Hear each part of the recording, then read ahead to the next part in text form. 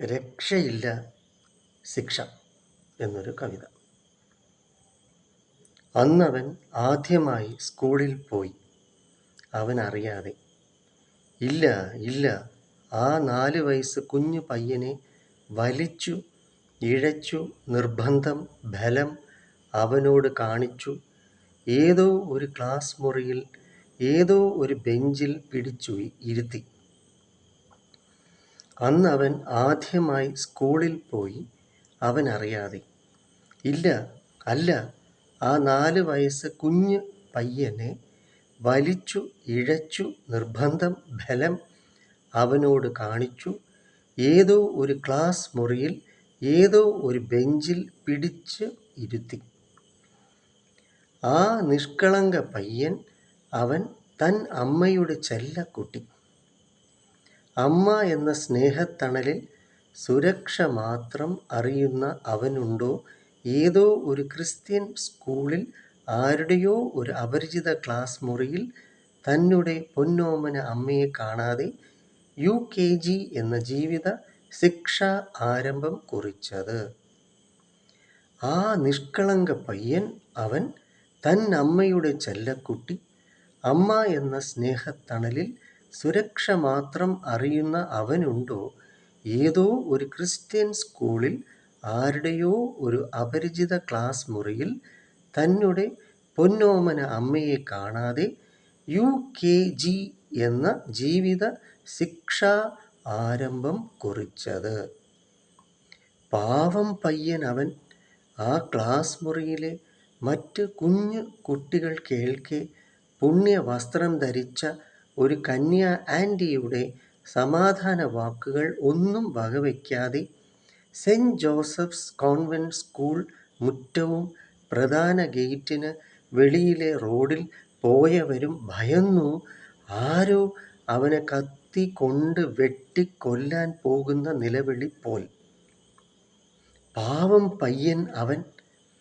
ആ ക്ലാസ് മുറിയിലെ മറ്റു കുഞ്ഞു കുട്ടികൾ കേൾക്കെ പുണ്യ വസ്ത്രം ധരിച്ച ഒരു കന്യ ആൻറ്റിയുടെ സമാധാന വാക്കുകൾ ഒന്നും വകവയ്ക്കാതെ സെൻറ് ജോസഫ്സ് കോൺവെൻറ്റ് സ്കൂൾ മുറ്റവും പ്രധാന ഗേറ്റിന് വെളിയിലെ റോഡിൽ പോയവരും ഭയന്നു. ആരോ അവനെ കത്തി കൊണ്ട് വെട്ടിക്കൊല്ലാൻ പോകുന്ന നിലവിളി പോൽ. ഏതാനും നിമിഷം കഴിഞ്ഞു. ആ ക്ലാസ് മുറിയുടെ ഒരു ജനാലയ്ക്ക് അരികെ വെളിയിൽ ഒളിച്ചിരുന്ന ആ പയ്യൻ്റെ അയൽപ്പക്ക ഒരു ആൻറ്റി, പേര് വിജയ, അവനുടെ കരച്ചിൽ കണ്ട് സഹിക്കവയ്യാതെ ആ പയ്യനെ ഉടൻ തന്നെ കൂട്ടിക്കൊണ്ട് തിരികെ അവനുടെ വീട്ടിലേക്ക് റോഡിലൂടെ നടന്നു. ഏതാനും നിമിഷം കഴിഞ്ഞു.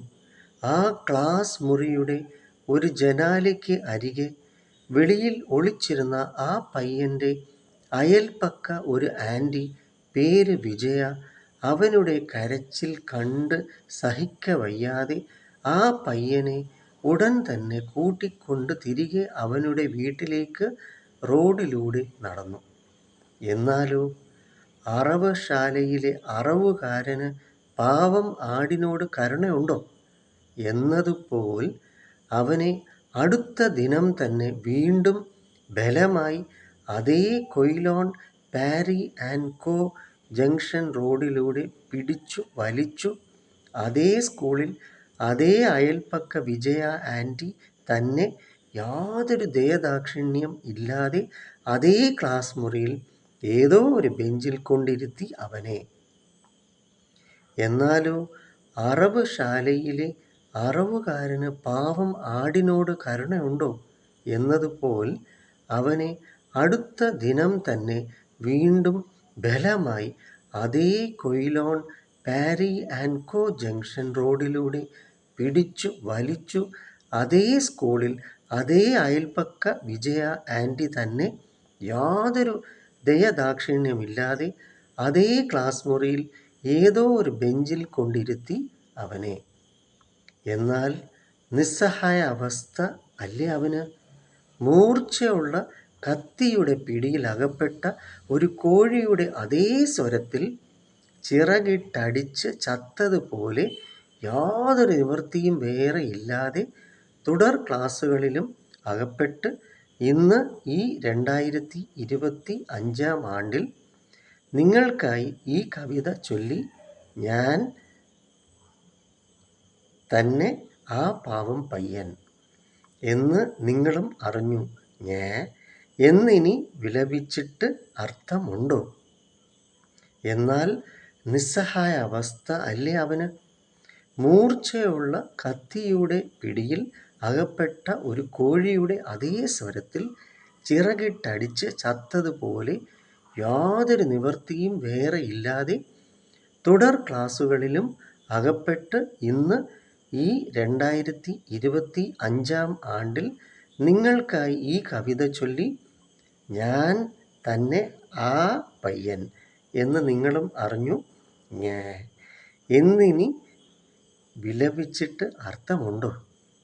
ജനിച്ചാൽ സ്കൂൾ ശിക്ഷാ അനുഭവം ഉറപ്പ്. അല്ലാതെ ഏതൊരു മനുഷ്യക്കുഞ്ഞിനും ഒരു രക്ഷയും ഇല്ല. സ്കൂളിൽ പോകാതെ ഇല്ലെങ്കിൽ ഞാൻ മണ്ടൻ ആകില്ലായിരുന്നോ? ജനിച്ചാൽ സ്കൂൾ ശിക്ഷാ അനുഭവം ഉറപ്പ്.